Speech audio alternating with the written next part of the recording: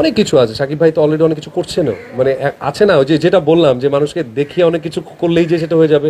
শাকিব ভাই একটা কাজে গিয়েছেন এবং উনি ওইখান থেকে অনেক কিছু দিক নির্দেশনা দিয়েছেন আমাকে, এবং আমাদের মাননীয় চেয়ারম্যান স্যার আমাদের হারলেনে উনিও অনেক কিছু অলরেডি করে ফেলেছেন এবং আমরা একযোগে সেগুলো নিয়ে অলরেডি করেছি, এবং কালকেও আমরা মাঠে নামবো সব কিছু নিয়ে, এবং একই সাথে শিল্পী সমিতিরও যেহেতু আমি আছি সেটা নিয়েও আমরা খুব তোড়জোড়ভাবে আগাবো ইনশাল্লাহ।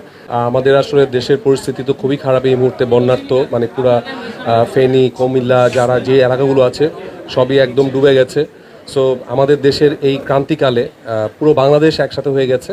সো সেখানে শিল্পীদের একটা দায়বদ্ধতা আছে। তো আমরা আমাদের জায়গা থেকে আমাদের প্রিয় চলচ্চিত্র শিল্পী সমিতির পক্ষ থেকে আমরা গতকাল মিটিং করে আমরা একটা সিদ্ধান্তে উপনীত হয়েছি যে আমরা আমাদের যে যার জায়গা থেকে আমরা সর্বোচ্চ চেষ্টা করে ত্রাণ আহরণ করছি, এবং শিল্পী সমিতি বিগত সময়ে আমরা তো সবার পাশে ছিলাম, এবং পুরো আমাদের যারা শিল্পী সমিতির যারা সদস্য আছে সবার জন্য একটা ওপেন বুথ করা হয়েছে। এটা কিছুক্ষণের মধ্যে ওপেনিং হবে, এবং সেই বুথে এই ঘোষণাই হয়েছে যে যে যার মতো করে ধরেন আর্থিক টাকা, চাল ডাল যা যা আছে, যার যতটুকু সামর্থ্য, কেউ যদি 10 টাকা দেয় সেটা নিয়েও আমাদের কোনো মাথা ব্যথা নেই, কেউ যদি 10,000 টাকা দেয় সেটা নিয়েও আমাদের কোনো ইয়ে নেই।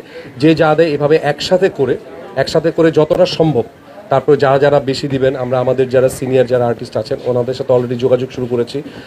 আমাদের নায়ক আলমগীর ভাই থেকে শুরু করে যারা আছেন সবার সাথে আমরা যোগাযোগ করছি পার্সোনালি, এবং যারা সাধারণ শিল্পী আছেন তারাও আমাদেরকে বলেছেন যে আমাদের যতটুকু সামর্থ্য আমরা এসে এই বুথে দিয়ে যাব। তো সেটাই আসলে আমরা চেষ্টা করছি বন্যার্তদের পাশে চলচ্চিত্র শিল্পী সমিতি যেন একটা ভালো উদ্যোগ নিয়ে থাকতে পারে। বন্যা যে পরিস্থিতি এগিয়ে যাচ্ছে, একে কিন্তু সবাই আসছেন, বড় বড় কোম্পানি আসছেন। আমরা তো এই উদ্যোগটা তো আসলে আজকে নিইনি, আমরা কয়েকদিন ধরেই প্ল্যান করছি।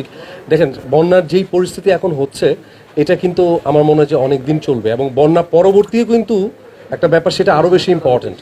সো আমরা মনে হয় যে ঠিক সময়ই এসেছি আসলে, মানে আমরা থাকতে চাই আসলে এখন সবার পাশে, যে যত পারি আমরা সাপোর্ট দেওয়ার চেষ্টা করবো।